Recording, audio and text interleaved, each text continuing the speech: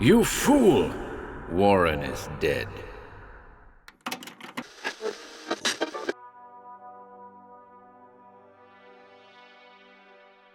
Welcome to HorrorBabble. Today, we're pleased to present a recording of the well-known H.P. Lovecraft and Harry Houdini collaboration, Imprisoned with the Pharaohs, also known as Under the Pyramids. The story, which was first published in Weird Tales magazine in 1924, is told from the perspective of Houdini, relating an account of the escape artist's unwitting adventure beneath the Great Sphinx of Giza. This recording is dedicated to HorrorBabble listeners everywhere. We thank you for continuing to support our work, ladies and gents. And without further ado, we hope you enjoy this one.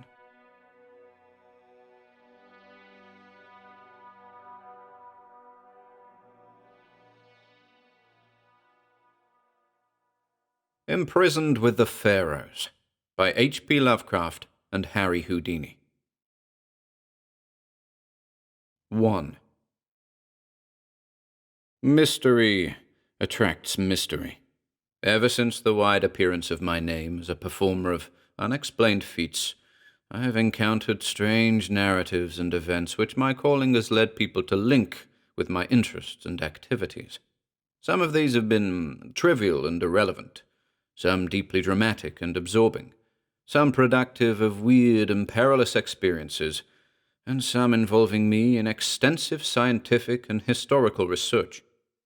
Many of these matters I have told and shall continue to tell freely, but there is one of which I speak with great reluctance, and which I am now relating only after a session of grilling persuasion from the publishers of this magazine, who had heard vague rumors of it from other members of my family. The hitherto guarded subject pertains to my non-professional visit to Egypt 14 years ago, and has been avoided by me for several reasons. For one thing, I am averse to exploiting certain unmistakably actual facts and conditions, obviously unknown to the myriad tourists who throng about the pyramids and apparently secreted with much diligence by the authorities at Cairo, who cannot be wholly ignorant of them. For another thing, I dislike to recount an incident in which my own fantastic imagination must have played so great a part. What I saw, or thought I saw, certainly did not take place, but is rather to be viewed as a result of my then recent readings in Egyptology, and of the speculations anent this theme which my environment naturally prompted. These imaginative stimuli, magnified by the excitement of an actual event terrible enough in itself, undoubtedly gave rise to the culminating horror of that grotesque night so long past.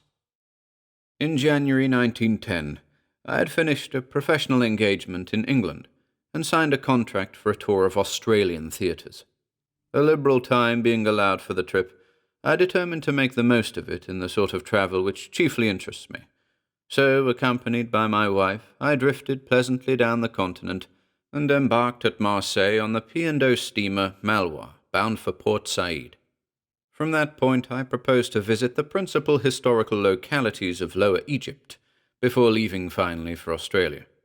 The voyage was an agreeable one, and enlivened by many of the amusing incidents which befall a magical performer apart from his work. I had intended, for the sake of quiet travel, to keep my name a secret, but was goaded into betraying myself by a fellow magician whose anxiety to astound the passengers with ordinary tricks tempted me to duplicate and exceed his feats in a manner quite destructive of my incognito. I mention this because of its ultimate effect, an effect I should have foreseen before unmasking to a shipload of tourists about to scatter throughout the Nile Valley. What it did was to herald my identity wherever I subsequently went, and deprive my wife and me of all the placid inconspicuousness we had sought. Travelling to seek curiosities, I was often forced to stand inspection as a sort of curiosity myself. We had come to Egypt in search of the picturesque and the mystically impressive, but found little enough when the ship edged up to Port Said and discharged its passengers in small boats. Low dunes of sand, bobbing buoys in shallow water, and a drearily European small town with nothing of interest save the great de Lesseps statue, made us anxious to get on to something more worth our while. After some discussion, we decided to proceed at once to Cairo and the pyramids, later going to Alexandria for the Australian boat and for whatever Greco-Roman sites that ancient metropolis might present. The railway journey was tolerable enough and consumed only 4 hours and a half. We saw much of the Suez Canal, whose route we followed as far as Ismailia, and later had a taste of old Egypt and our glimpse of the restored freshwater canal of the Middle Empire.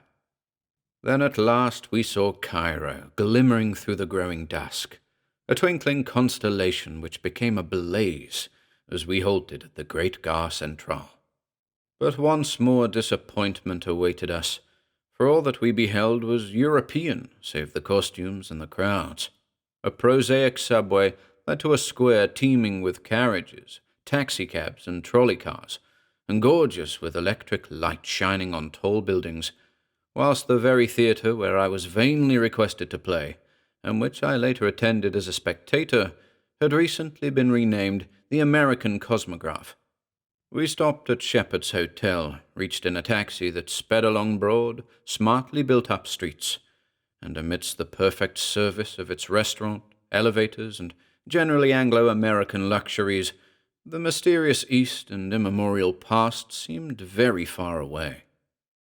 The next day, however, precipitated us delightfully into the heart of the Arabian Nights atmosphere, and in the winding ways and exotic skyline of Cairo, the Baghdad of Harun al-Rashid seemed to live again. Guided by our Baedeker, we had struck east past the Ezbeki Gardens along the Muski in quest of the native quarter, and were soon in the hands of a clamorous cicerone who, notwithstanding later developments, was assuredly a master at his trade. Not until afterward did I see that I should have applied at the hotel for a licensed guide. This man, a shaven, peculiarly hollow-voiced and relatively cleanly fellow who looked like a pharaoh and called himself Abdul Rais el-Drogman, appeared to have much power over others of his kind, though subsequently the police professed not to know him and to suggest that Rais is merely a name for any person in authority, whilst Drogman is obviously no more than a clumsy modification of the word for a leader of tourist parties, dragoman. Abdul led us among such wonders as we had before only read and dreamed of. Old Cairo is itself a storybook and a dream, labyrinths of narrow alleys redolent of aromatic secrets, arabesque balconies and oriels nearly meeting above the cobbled streets, maelstroms of oriental traffic with strange cries, cracking whips, rattling carts, jingling money, and braying donkeys. Kaleidoscopes of polychrome robes, veils, turbans, and tarbooshes, water carriers and dervishes, dogs and cats, soothsayers and barbers, and over all the whining of blind beggars crouched in alcoves, and the sonorous chanting of muezzins from minarets limned delicately against a sky of deep, unchanging blue. The roofed, quieter bazaars were hardly less alluring. Spice, perfume, incense, beads, rugs, silks, and brass. Old Mahmoud Suleiman squats cross-legged amidst his gummy bottles, while chattering youths pulverize mustard in the hollowed-out capital of an ancient classic column, a Roman Corinthian, perhaps from neighboring Heliopolis, where Augustus stationed one of his 3 Egyptian legions. Antiquity begins to mingle with exoticism, and then the mosques and the museum. We saw them all, and tried not to let our Arabian revel succumb to the darker charm of pharaonic Egypt, which the museum's priceless treasures offered. That was to be our climax, and for the present we concentrated on the medieval Saracenic glories of the caliphs, whose magnificent tomb mosques form a glittering fairy necropolis on the edge of the Arabian desert. At length, Abdul took us along the Sharia Muhammad Ali to the ancient mosque of Sultan Hassan, and the tower-flanked Bab el-Azab, beyond which climbs the steep-walled pass to the mighty citadel that Saladin himself built with the stones of forgotten pyramids. It was sunset when we scaled that cliff, circled the modern mosque of Muhammad Ali, and looked down from the dizzying parapet over mystic Cairo, Mystic Cairo, all golden, with its carven domes, its ethereal minarets, and its flaming gardens. Far over the city towered the great Roman dome of the new museum, and beyond it, across the cryptic yellow Nile that is the mother of eons and dynasties, lurked the menacing sands of the Libyan desert, undulant and iridescent and evil with older arcana. The red sun sank low, bringing the relentless chill of Egyptian dusk, and as it stood poised on the world's rim like that ancient god of Heliopolis, Re-Herakti, the horizon sun, we saw silhouetted against its vermeil holocaust the black outlines of the pyramids of Giza. The Paleogean tombs there were hoary with 1,000 years when Tutankhamun mounted his golden throne in distant Thebes. Then we knew that we were done with Saracen Cairo, and that we must taste the deeper mysteries of primal Egypt, the black Chem of Re and Amun, Isis, and Osiris. The next morning we visited the pyramids, riding out in a Victoria across the great Nile Bridge with its bronze lions, the island of Gezira with its massive lebbek trees, and the smaller English bridge to the western shore. Down the shore road we drove, between great rows of lebbeks, and past the vast zoological gardens, to the suburb of Giza, where a new bridge to Cairo proper has since been built.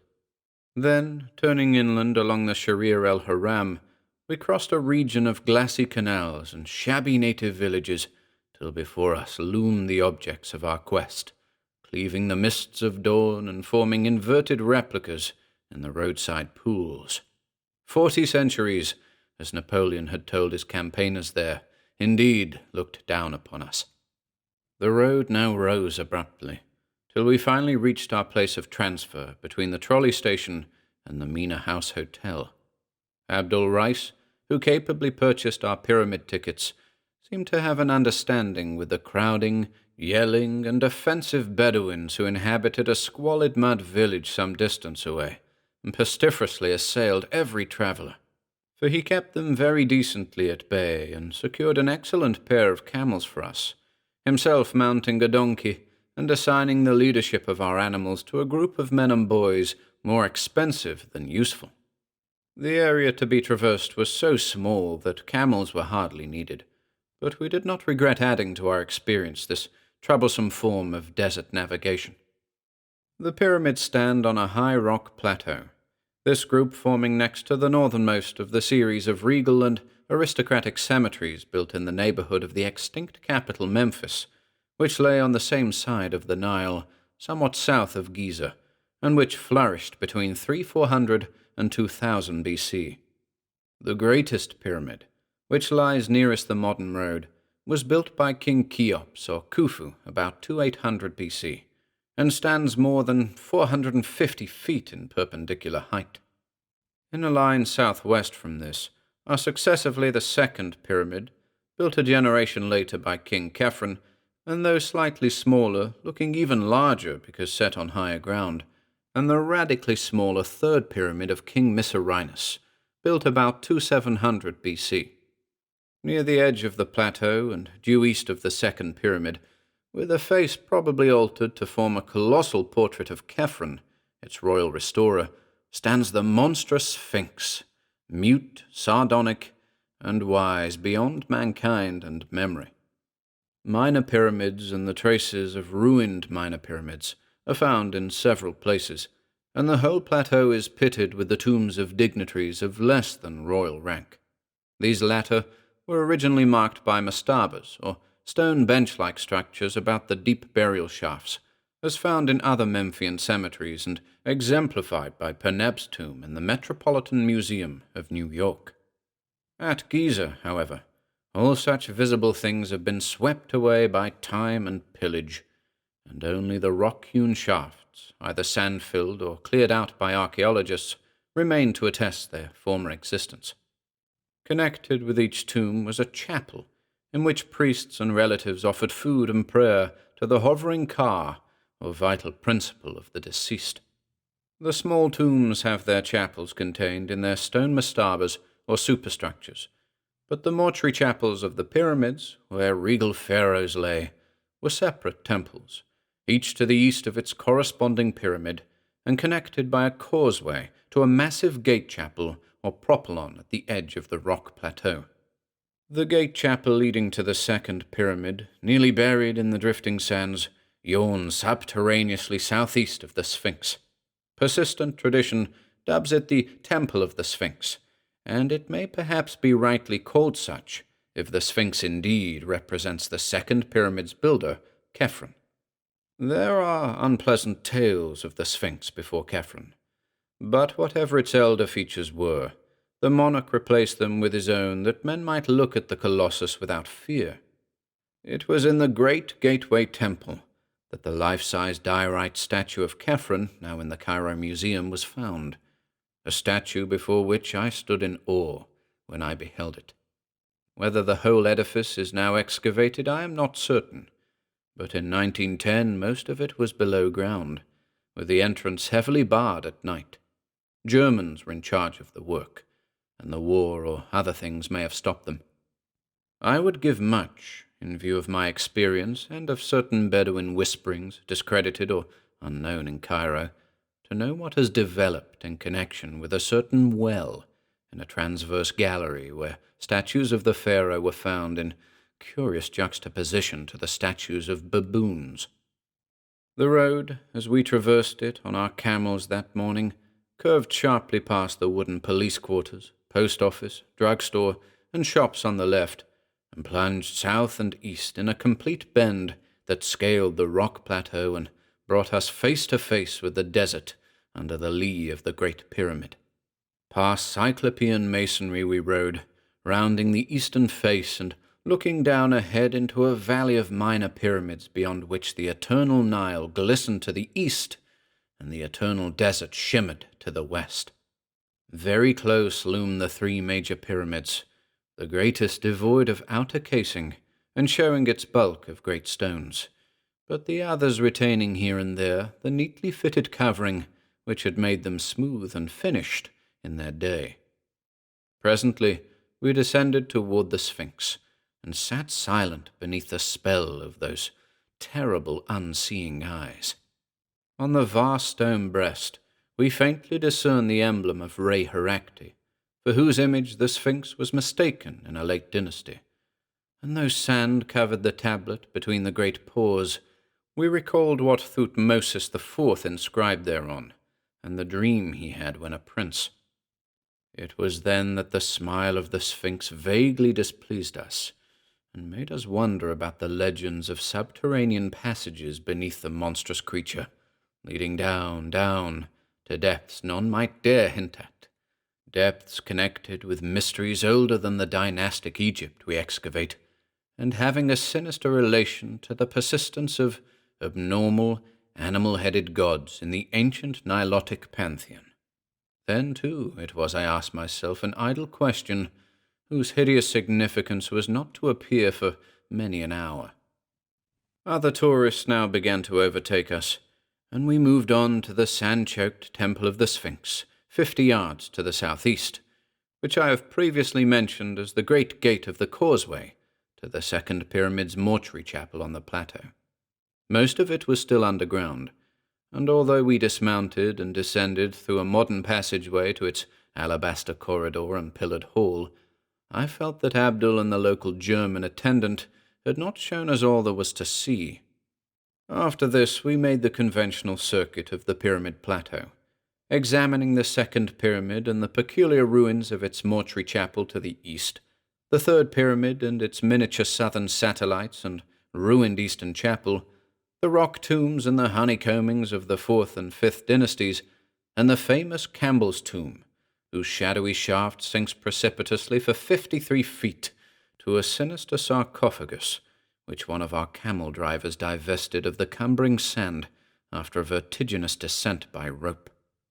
Cries now assailed us from the Great Pyramid, where Bedouins were besieging a party of tourists with offers of guidance to the top, or of displays of speed in the performance of solitary trips up and down.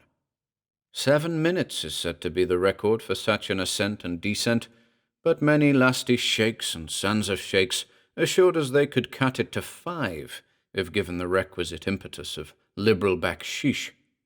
They did not get this impetus, though we did let Abdul take us up, thus obtaining a view of unprecedented magnificence, which included not only remote and glittering Cairo with its crowned citadel and background of gold-violet hills, but all the pyramids of the Memphian district as well, from Abu Rosh on the north to the Dasher on the south.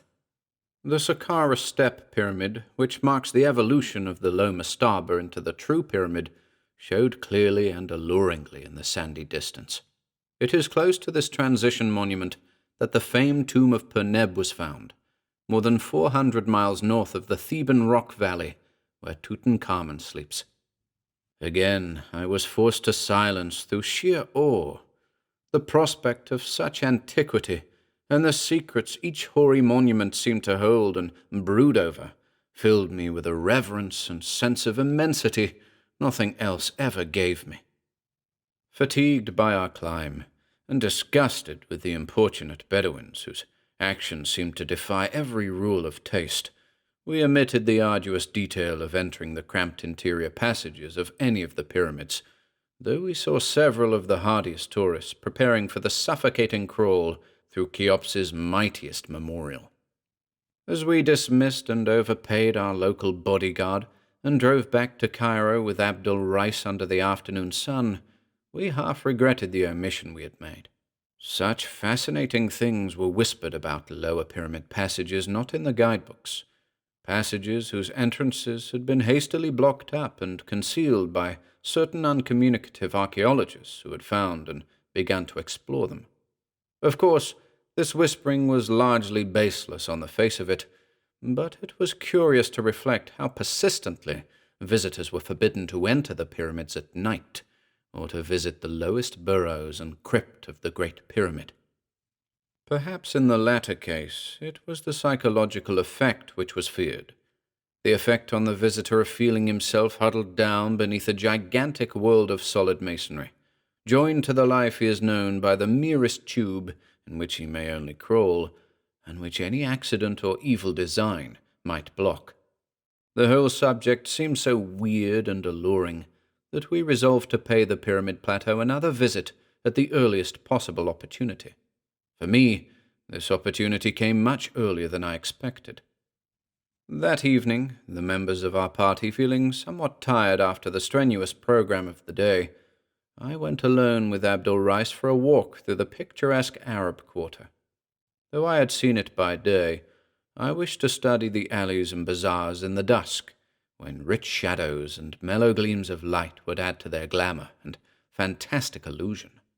The native crowds were thinning, but were still very noisy and numerous when we came upon a knot of revelling Bedouins in the Souk Ana Hassin, or Bazaar of the Coppersmiths. Their apparent leader, an insolent youth with heavy features and saucily cocked tarbouche, took some notice of us, and evidently recognized with no great friendliness my competent but admittedly supercilious and sneeringly disposed guide.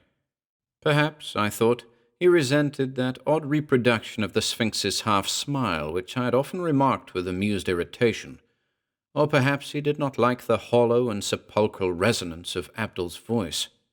At any rate, the exchange of ancestrally opprobrious language became very brisk, and before long Halizes, as I heard the stranger called when called by no worse name, began to pull violently at Abdul's robe, an action quickly reciprocated, and leading to a spirited scuffle in which both combatants lost their sacredly cherished headgear, and would have reached an even direr condition had I not intervened and separated them by main force.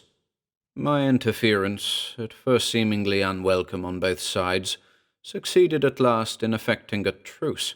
Sullenly, each belligerent composed his wrath and his attire, and with an assumption of dignity as profound as it was sudden, the two formed a curious pact of honor, which I soon learned is a custom of great antiquity in Cairo, a pact for the settlement of their difference by means of a nocturnal fist-fight atop the Great Pyramid, long after the departure of the last moonlight sightseer. Each duelist was to assemble a party of seconds, and the affair was to begin at midnight, proceeding by rounds in the most civilized possible fashion. In all this planning, there was much which excited my interest. The fight itself promised to be unique and spectacular, while the thought of the scene on that hoary pile overlooking the antediluvian plateau of Giza under the wan moon of the pallid small hours appealed to every fiber of imagination in me. A request found Abdul exceedingly willing to admit me to his party of seconds, so that all the rest of the early evening I accompanied him to various dens in the most lawless regions of the town, mostly northeast of the Esbeki, where he gathered one by one a select and formidable band of congenial cutthroats as his pugilistic background.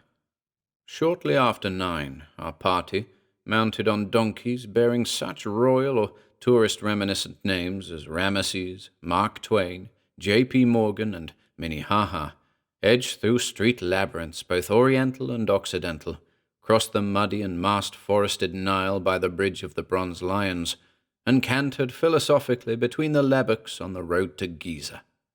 Slightly over 2 hours were consumed by the trip, toward the end of which we passed the last of the returning tourists, saluted the last inbound trolley car, and were alone with the night and the past and the spectral moon. Then we saw the vast pyramids at the end of the avenue, ghoulish with a dim atavistical menace which I had not seemed to notice in the daytime.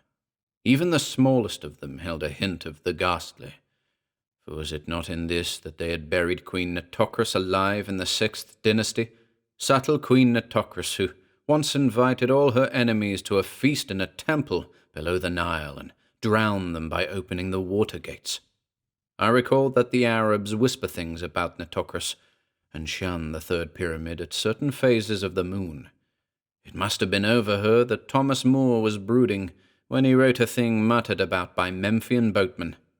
The subterranean nymph that dwells mid sunless gems and glories hid, the lady of the pyramid. Early as we were, Alizes and his party were ahead of us, for we saw their donkeys outlined against the desert plateau at Kafr el-Haram, toward which squalid Arab settlement close to the Sphinx we had diverged instead of following the regular road to the Mina house, where some of the sleepy, inefficient police might have observed and halted us.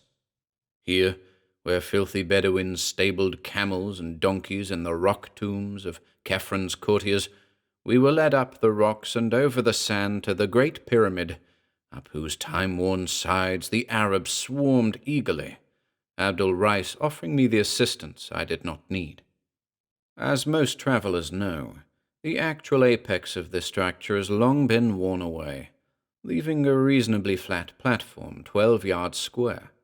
On this eerie pinnacle, a squared circle was formed, and in a few moments the sardonic desert moon leered down upon a battle which, but for the quality of the ringside cries, might well have occurred at some minor athletic club in America. As I watched it, I felt that some of our less desirable institutions were not lacking, for every blow, feint, and defense bespoke stalling to my not inexperienced eye. It was quickly over, and despite my misgivings as to methods, I felt a sort of proprietary pride when Abdul Rice was adjudged the winner. Reconciliation was phenomenally rapid, and amidst the singing, fraternizing, and drinking which followed, I found it difficult to realize that a quarrel had ever occurred. Oddly enough, I myself seemed to be more of a center of notice than the antagonists, and from my smattering of Arabic I judged that they were discussing my professional performances and escapes from every sort of manacle and confinement, in a manner which indicated not only a surprising knowledge of me, but a distinct hostility and skepticism concerning my feats of escape. It gradually dawned on me that the elder magic of Egypt did not depart without leaving traces, and that fragments of a strange, secret lore and priestly cult practices have survived surreptitiously amongst the Falahin to such an extent that the prowess of a strange Hawi or magician is resented and disputed. I thought of how much my hollow-voiced guide Abdul Rice looked like an old Egyptian priest or pharaoh or smiling sphinx, and wondered. Suddenly, something happened which in a flash proved the correctness of my reflections, and made me curse the denseness whereby I had accepted this night's events as other than the empty and malicious frame-up they now showed themselves to be. Without warning, and doubtless in answer to some subtle sign from Abdul, the entire band of Bedouins precipitated itself upon me, and having produced heavy ropes, soon had me bound as securely as I was ever bound in the course of my life, either on the stage or off. I struggled at first, but soon saw that one man could make no headway against a band of over 20 sinewy barbarians. My hands were tied behind my back, my knees bent to their fullest extent, and my wrists and ankles stoutly linked together with unyielding cords. A stifling gag was forced into my mouth, and a blindfold fastened tightly over my eyes. Then, as the Arabs bore me aloft on their shoulders and began a jouncing descent of the pyramid, I heard the taunts of my late guide Abdul, who mocked and jeered delightedly in his hollow voice, and assured me that I was soon to have my magic powers put to a supreme test, which would quickly remove any egotism I might have gained through triumphing over all the tests offered by America and Europe. Egypt, he reminded me, is very old, and full of inner mysteries and antique powers not even conceivable to the experts of today, whose devices had so uniformly failed to entrap me. How far or in what direction I was carried I cannot tell, for the circumstances were all against the formation of any accurate judgment. I know, however, that it could not have been a great distance, since my bearers at no point hastened beyond a walk, yet kept me aloft a surprisingly short time. It is this perplexing brevity which makes me feel almost like shuddering whenever I think of Giza and its plateau, for one is oppressed by hints of the closeness to everyday tourist routes of what existed then and must exist still. The evil abnormality I speak of did not become manifest at first. Setting me down on a surface which I recognized as sand rather than rock, my captors passed a rope around my chest and dragged me a few feet to a ragged opening in the ground, into which they presently lowered me with much rough handling. For apparent eons, I bumped against the stony, irregular sides of a narrow-hewn well, which I took to be one of the numerous burial shafts of the plateau, until the prodigious, almost incredible depth of it robbed me of all basis of conjecture. The horror of the experience deepened with every dragging second. That any descent through the sheer solid rock could be so vast without reaching the core of the planet itself, or that any rope made by man could be so long as to dangle me in these unholy and seemingly fathomless profundities of nether earth, were beliefs of such grotesqueness that it was easier to doubt my agitated senses than to accept them. Even now I am uncertain, for I know how deceitful the sense of time becomes when one or more of the usual perceptions or conditions of life is removed or distorted. But I am quite sure that I preserved a logical consciousness that far, that at least I did not add any full-grown phantoms of imagination to a picture hideous enough in its reality, and explicable by a type of cerebral illusion vastly short of actual hallucination. All this was not the cause of my first bit of fainting. The shocking ordeal was cumulative, and the beginning of the later terrors was a very perceptible increase in my rate of descent. They were paying out that infinitely long rope very swiftly now, and I scraped cruelly against the rough and constricted sides of the shaft as I shot madly downward. My clothing was in tatters, and I felt the trickle of blood all over, even above the mounting and excruciating pain. My nostrils, too, were assailed by a scarcely definable menace, a creeping odor of damp and staleness curiously unlike anything I had ever smelt before, and having faint overtones of spice and incense that lent an element of mockery. Then the mental cataclysm came. It was horrible, hideous beyond all articulate description, because it was all of the soul, with nothing of detail to describe. It was the ecstasy of nightmare and the summation of the fiendish. The suddenness of it was apocalyptic and demoniac.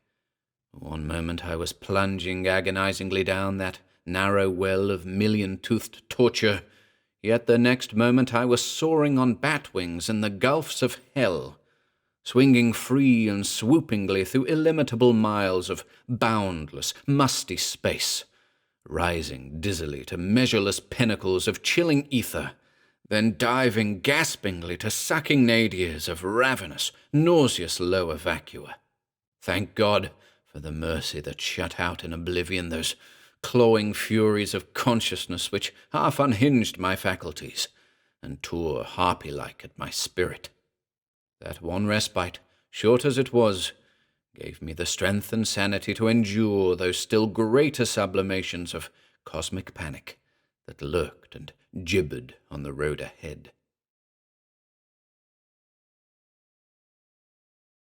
2.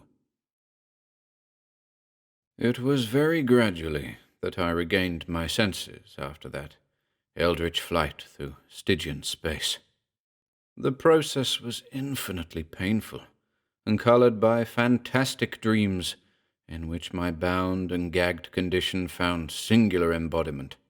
The precise nature of these dreams was very clear while I was experiencing them, but became blurred in my recollection almost immediately afterward, and was soon reduced to the merest outline by the terrible events, real or imaginary, which followed.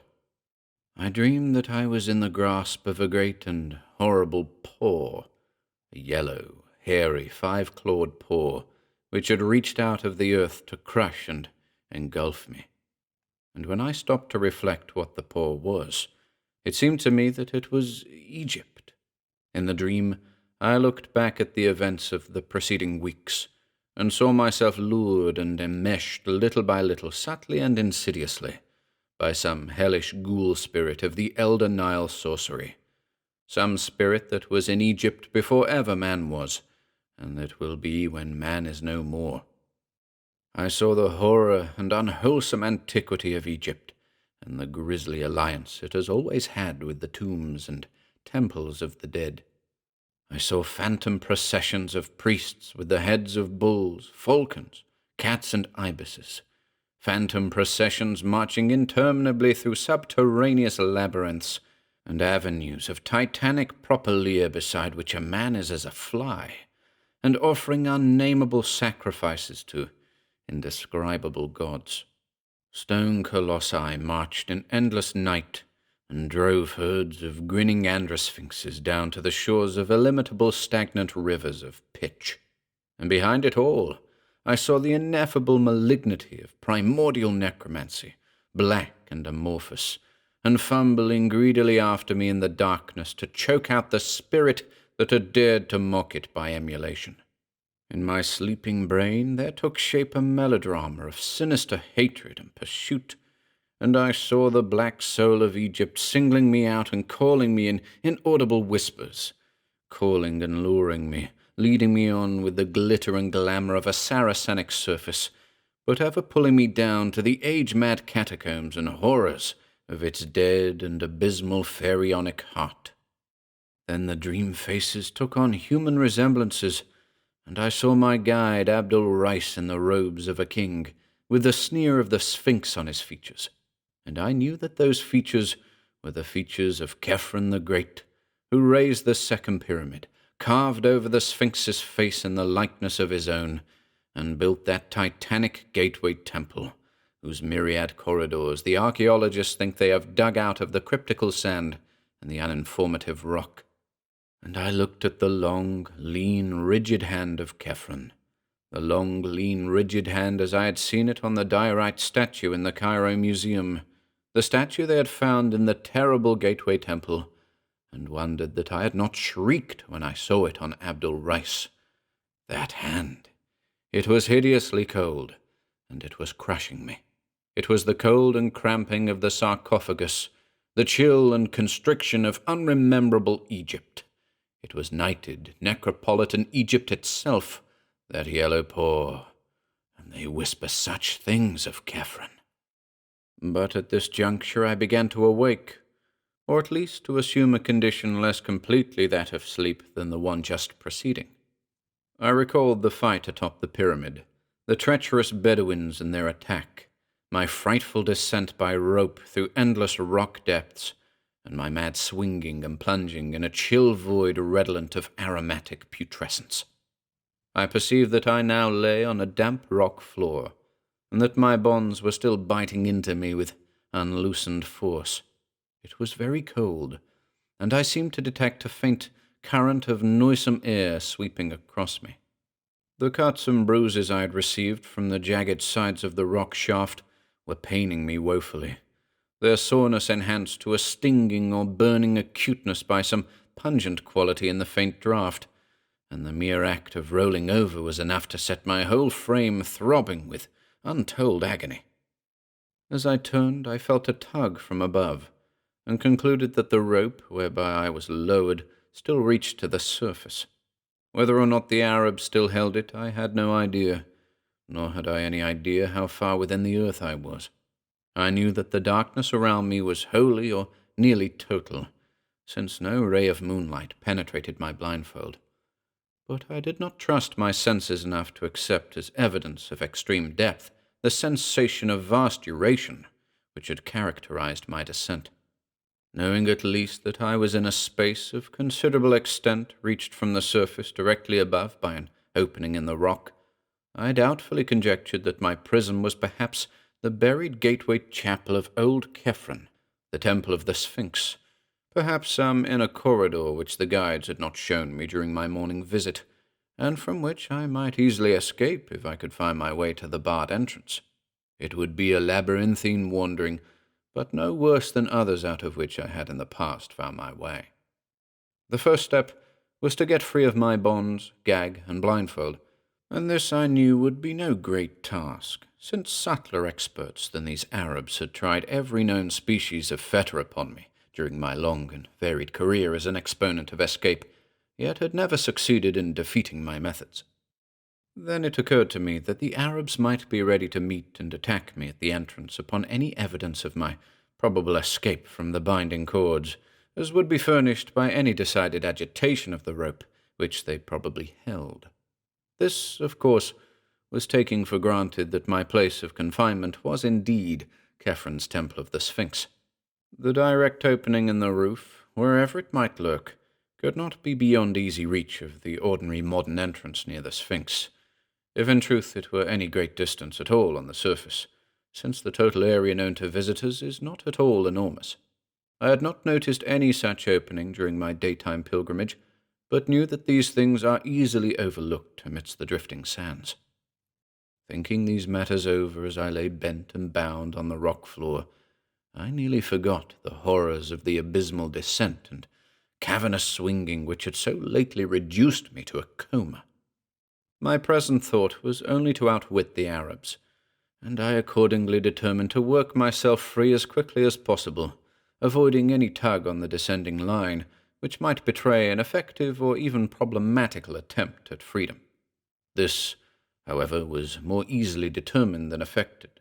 A few preliminary trials made it clear that little could be accomplished without considerable motion, and it did not surprise me when, after one especially energetic struggle, I began to feel the coils of falling rope as they piled up about me and upon me. Obviously, I thought, the Bedouins had felt my movements and released their end of the rope, hastening, no doubt, to the temple's true entrance to lie murderously in wait for me. The prospect was not pleasing, but I had faced worse in my time without flinching, and would not flinch now. At present I must first of all free myself of bonds, then trust to ingenuity to escape from the temple unharmed. It is curious how implicitly I had come to believe myself in the old temple of Kefren beside the Sphinx, only a short distance below the ground. That belief was shattered, and every pristine apprehension of preternatural depth and demoniac mystery revived, by a circumstance which grew in horror and significance even as I formulated my philosophical plan. I have said that the falling rope was piling up about and upon me. Now I saw that it was continuing to pile, as no rope of normal length could possibly do.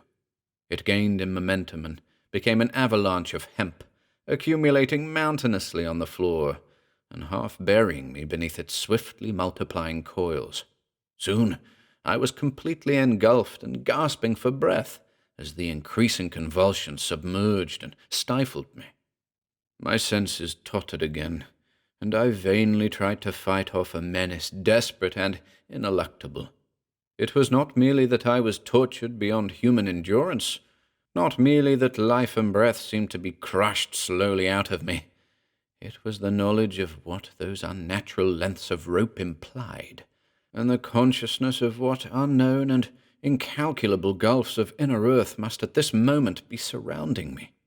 My endless descent and swinging flight through goblin space, then, must have been real, and even now I must be lying helpless in some nameless cavern world toward the core of the planet. Such a sudden confirmation of ultimate horror was insupportable, and a second time I lapsed into merciful oblivion. When I say oblivion, I do not imply that I was free from dreams. On the contrary, my absence from the conscious world was marked by visions of the most unutterable hideousness. God, if only I had not read so much Egyptology before coming to this land which is the fountain of all darkness and terror. This second spell of fainting filled my sleeping mind anew with shivering realization of the country and its archaic secrets, and through some damnable chance my dreams turned to the ancient notions of the dead and their sojournings in soul and body beyond those mysterious tombs, which were more houses than graves. I recalled, in dream shapes which it is as well that I do not remember, the peculiar and elaborate construction of Egyptian sepulchres, and the exceedingly singular and terrific doctrines which determined this construction. All these people thought of was death and the dead. They conceived of a literal resurrection of the body, which made them mummified with desperate care, and preserve all the vital organs in canopic jars near the corpse, whilst, besides the body, they believed in two other elements: the soul, which after its weighing and approval by Osiris dwelt in the land of the blessed, and the obscure and portentous Ka, or life principle, which wandered about the upper and lower worlds in a horrible way, demanding occasional access to the preserved body, consuming the food offerings brought by priests and pious relatives to the mortuary chapel, and sometimes, as men whispered, taking its body or the wooden double always buried beside it, and stalking noxiously abroad on errands peculiarly repellent. For thousands of years those bodies rested gorgeously encased and staring glassily upward when not visited by the Ka, awaiting the day when Osiris should restore both Ka and soul, and lead forth the stiff legions of the dead from the sunken houses of sleep. It was to have been a glorious rebirth, but not all souls were approved, nor were all tombs inviolate, so that certain grotesque mistakes and fiendish abnormalities were to be looked for. Even today the Arabs murmur of unsanctified convocations and unwholesome worship in forgotten nether abysses, which only winged invisible cars and soulless mummies may visit and return unscathed. Perhaps the most leeringly blood-congealing legends are those which relate to certain perverse products of decadent priestcraft, composite mummies made by the artificial union of human trunks and limbs with the heads of animals in imitation of the elder gods. At all stages of history, the sacred animals were mummified, so that consecrated bulls, cats, ibises, crocodiles, and the like might return some day to greater glory. But only in the decadence did they mix the human and animal in the same mummy, only in the decadence, when they did not understand the rights and prerogatives of the Ka and the soul. What happened to those composite mummies is not told of, at least publicly, and it is certain that no Egyptologist ever found one. The whispers of Arabs are very wild, and cannot be relied upon. They even hint that old Khephren, he of the Sphinx, the second pyramid, and the yawning gateway temple, lives far underground, wedded to the ghoul queen Nitocris, and ruling over the mummies that are neither of man nor of beast. It was of these, of Khephren and his consort and his strange armies of the hybrid dead, that I dreamed, and that is why I am glad the exact dream shapes have faded from my memory. My most horrible vision was connected with an idle question I'd asked myself the day before when looking at the great carven riddle of the desert, and wondering with what unknown depths the temple so close to it might be secretly connected. That question, so innocent and whimsical then, assumed in my dream a meaning of frenetic and hysterical madness. What huge and loathsome abnormality was the Sphinx originally carven to represent? My second awakening, if awakening it was, is a memory of stark hideousness which nothing else in my life, save one thing which came after, can parallel. And that life has been full and adventurous beyond most men's. Remember that I had lost consciousness whilst buried beneath a cascade of falling rope whose immensity revealed the cataclysmic depth of my present position. Now, as perception returned, I felt the entire weight gone, and realized upon rolling over that although I was still tied, gagged, and blindfolded, some agency had removed completely the suffocating hempen landslide which had overwhelmed me. The significance of this condition, of course, came to me only gradually, but even so I think it would have brought unconsciousness again, had I not by this time reached such a state of emotional exhaustion that no new horror could make much difference. I was alone. With what? Before I could torture myself with any new reflection or make any fresh effort to escape from my bonds, an additional circumstance became manifest. Pains not formerly felt were racking my arms and legs, and I seemed coated with a profusion of dried blood beyond anything my former cuts and abrasions could furnish. My chest, too, seemed pierced by 100 wounds, as though some malign, titanic ibis had been pecking at it. Assuredly, the agency which had removed the rope was a hostile one, and it began to wreak terrible injuries upon me when somehow impelled to desist.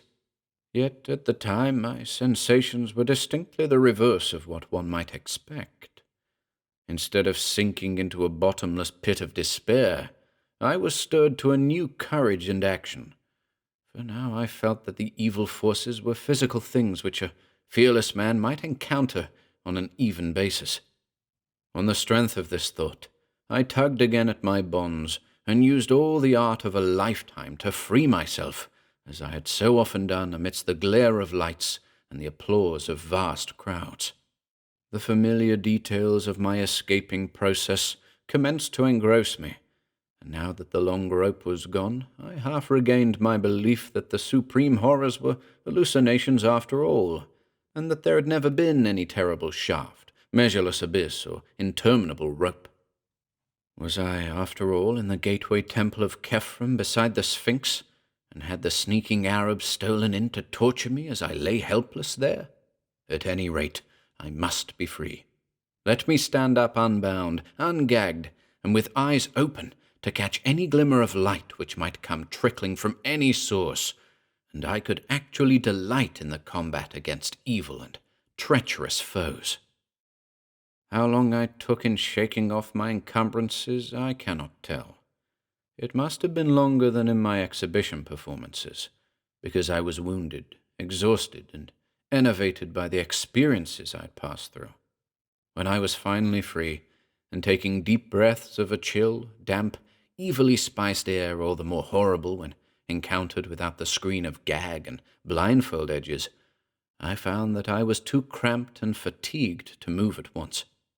There I lay, trying to stretch a frame bent and mangled for an indefinite period, and straining my eyes to catch a glimpse of some ray of light which would give a hint as to my position.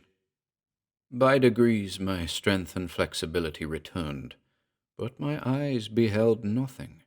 As I staggered to my feet, I peered diligently in every direction, yet met only an ebony blackness, as great as that I had known when blindfolded.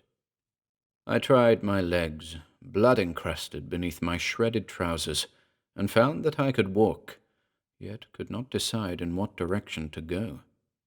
Obviously, I ought not to walk at random, and perhaps retreat directly from the entrance I sought. So I paused to note the direction of the cold, fetid, natron-scented air current, which I had never ceased to feel.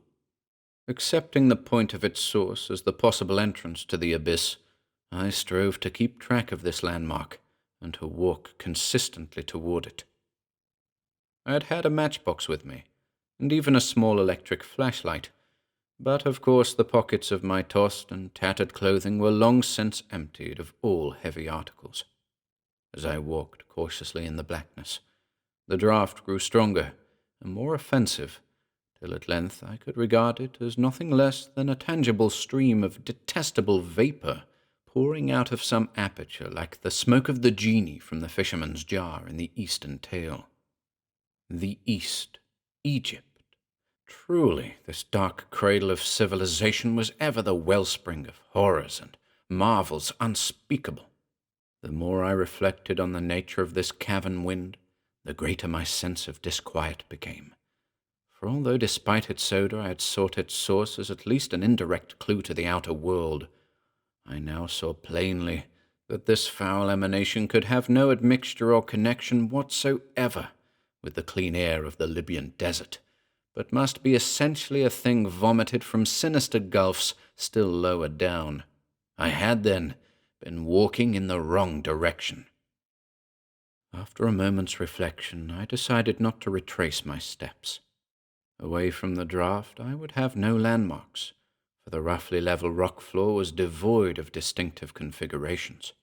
If, however, I followed up the strange current, I would undoubtedly arrive at an aperture of some sort, from whose gate I could perhaps work round the walls to the opposite side of this cyclopean and otherwise unnavigable hall. That I might fail, I well realized. I saw that this was no part of Khephrun's gateway temple which tourists know, and it struck me that this particular hall might be unknown even to archaeologists, and merely stumbled upon by the inquisitive and malignant Arabs who had imprisoned me. If so, was there any present gate of escape to the known parts, or to the outer air? What evidence, indeed, did I now possess that this was the gateway temple at all? For a moment, all my wildest speculations rushed back upon me, and I thought of that vivid melange of impressions, descent, suspension in space, the rope, my wounds, and the dreams that were frankly dreams. Was this the end of life for me? Or indeed, would it be merciful if this moment were the end? I could answer none of my own questions, but merely kept on till fate, for a third time, reduced me to oblivion. This time there were no dreams, for the suddenness of the incident shocked me out of all thought, either conscious or subconscious. Tripping on an unexpected descending step at a point where the offensive draught became strong enough to offer an actual physical resistance, I was precipitated headlong down a black flight of huge stone stairs into a gulf of hideousness unrelieved. That I ever breathed again is a tribute to the inherent vitality of the healthy human organism. Often I look back to that night and feel a touch of actual humor in those repeated lapses of consciousness, lapses whose succession reminded me at the time of nothing more than the crude cinema melodramas of that period. Of course, it is possible that the repeated lapses never occurred, and that all the features of that underground nightmare were merely the dreams of one long coma, which began with the shock of my descent into that abyss, and ended with the healing balm of the outer air and of the rising sun which found me stretched on the sands of Giza before the sardonic and dawn-flushed face of the Great Sphinx. I prefer to believe this latter explanation as much as I can. Hence was glad when the police told me that the barrier to Khephrun's gateway temple had been found unfastened, and that a sizable rift to the surface did actually exist in one corner of the still buried part. I was glad, too, when the doctors pronounced my wounds only those to be expected from my seizure, blindfolding, lowering, struggling with bonds, falling some distance, perhaps into a depression in the temple's inner gallery, dragging myself to the outer barrier and escaping from it, and experiences like that, a very soothing diagnosis. And yet I know that there must be more than appears on the surface. That extreme descent is too vivid a memory to be dismissed, and it is odd that no one has ever been able to find a man answering the description of my guide, Abdul Raisel Drogman, the tomb-throated guide who looked and smiled like King Kefren.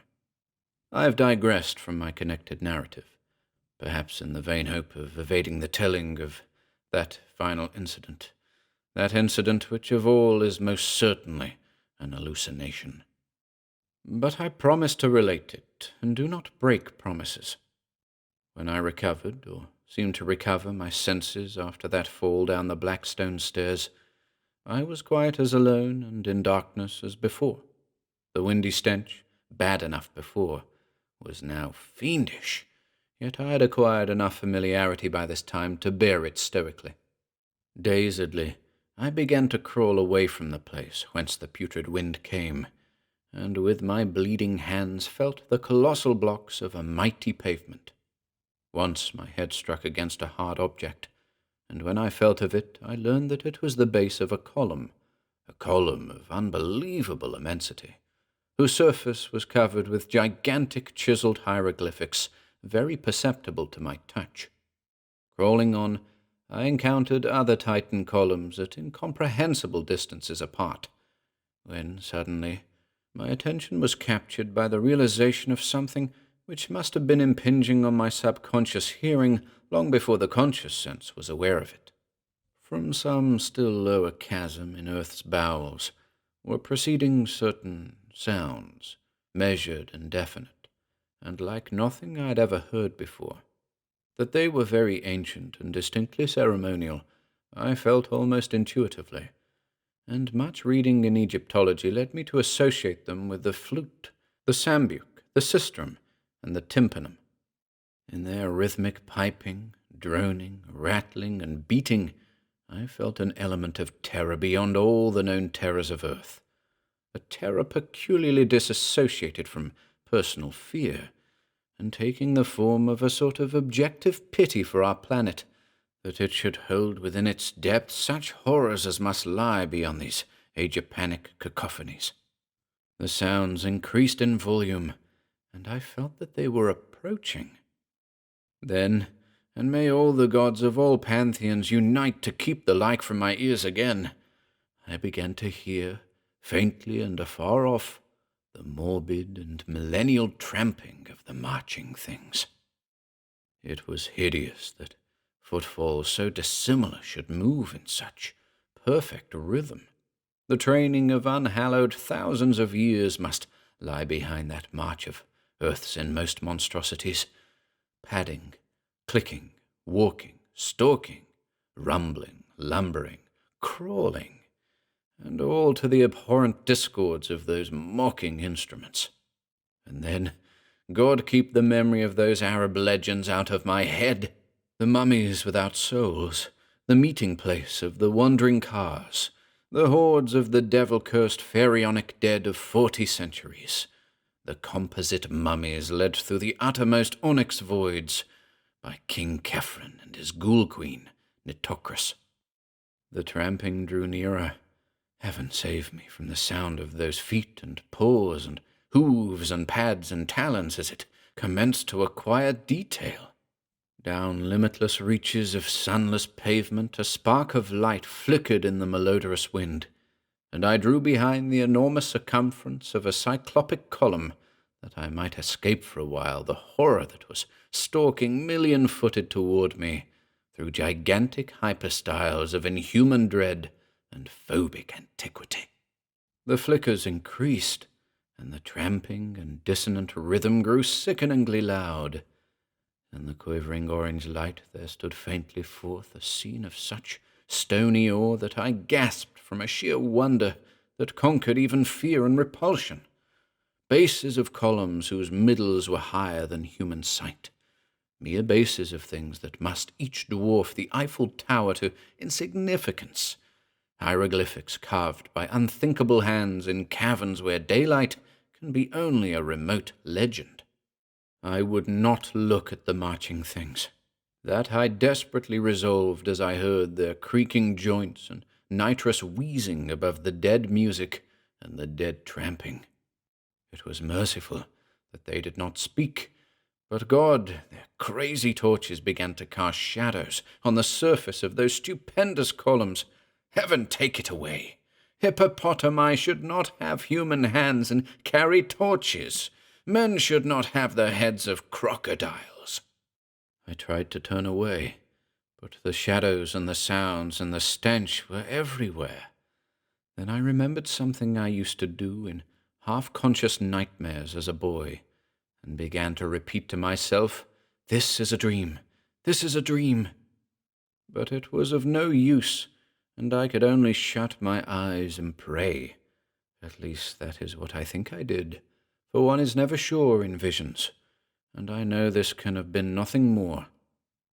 I wondered whether I should ever reach the world again, and at times would furtively open my eyes to see if I could discern any feature of the place, other than the wind of spiced putrefaction, the topless columns, and the thaumatropically grotesque shadows of abnormal horror. The sputtering glare of multiplying torches now shone, and unless this hellish place were wholly without walls, I could not fail to see some boundary or fixed landmark soon.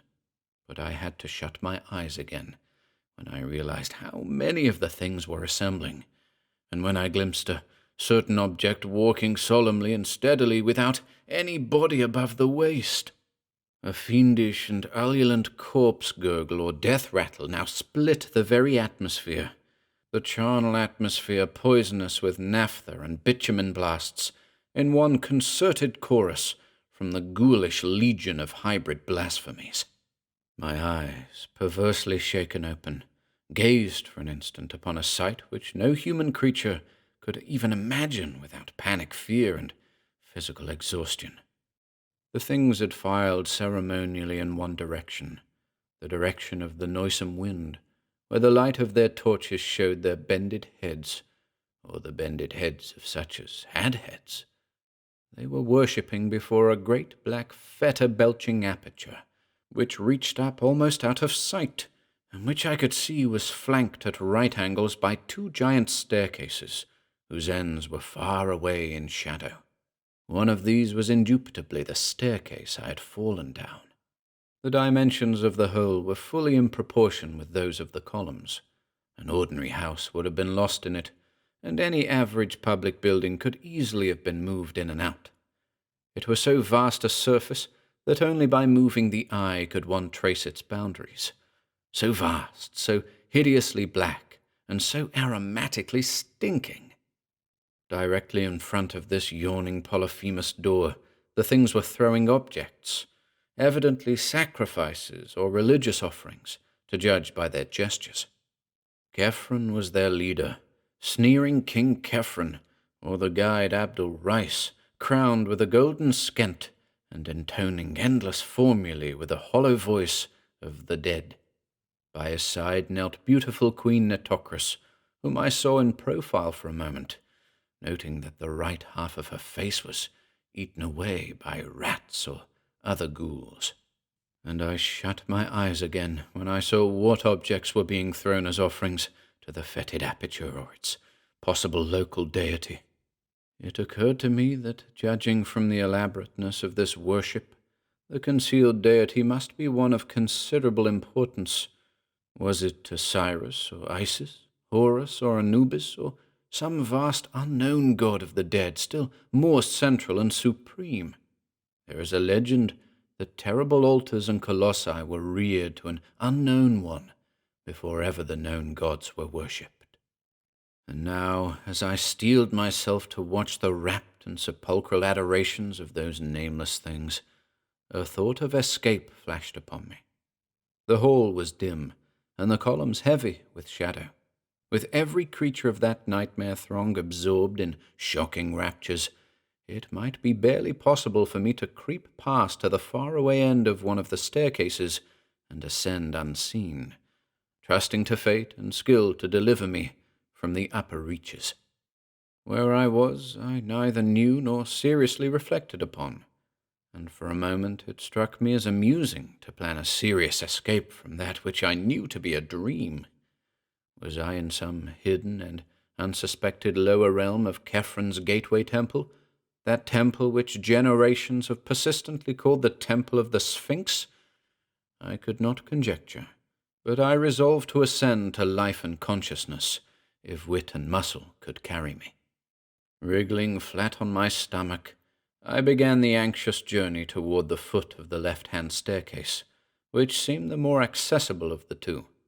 I cannot describe the incidents and sensations of that crawl, but they may be guessed when one reflects on what I had to watch steadily in that malign, wind-blown torchlight in order to avoid detection.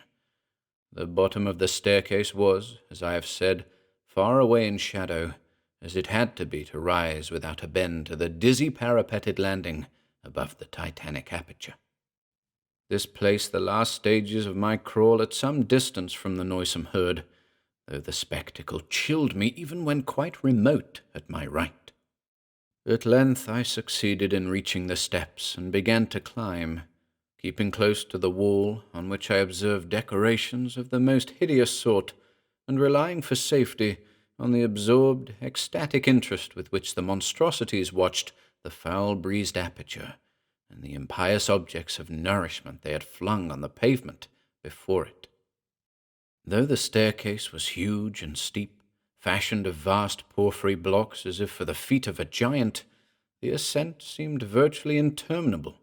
Dread of discovery and the pain which renewed exercise had brought to my wounds combined to make that upward crawl a thing of agonizing memory.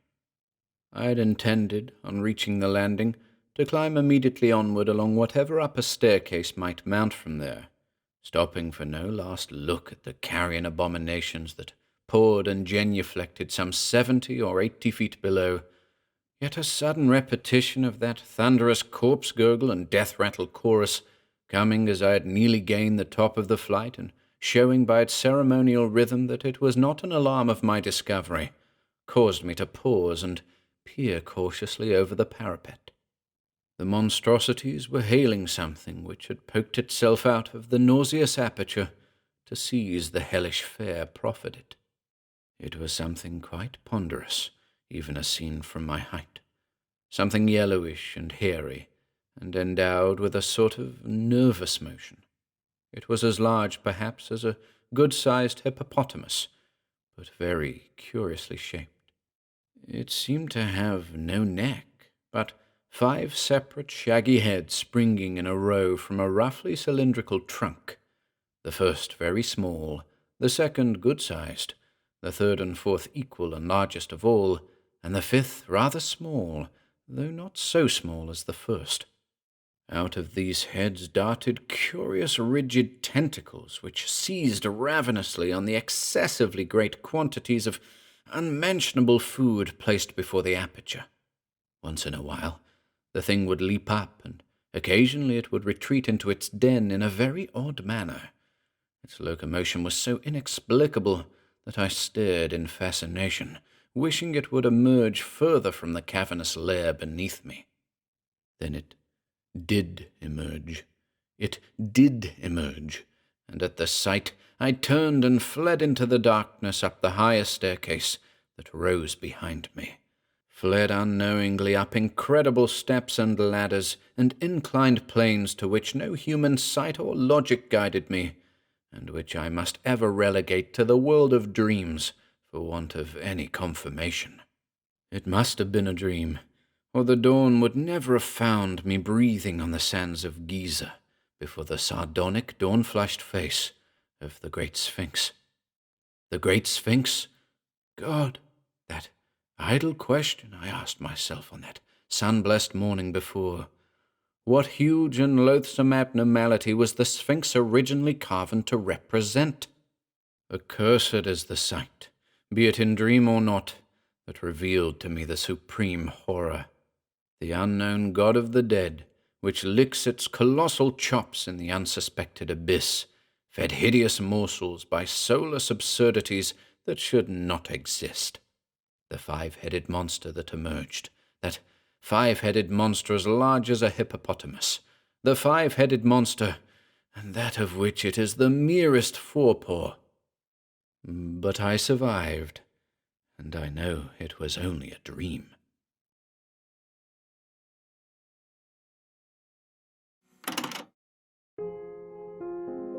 If you enjoyed listening today, be sure to subscribe to the channel by hitting the red subscribe button below. After doing so, click the bell icon next to the subscribe button to receive new content notifications. If you'd like to support our work and receive exclusive perks, consider becoming a channel member by clicking the join button below.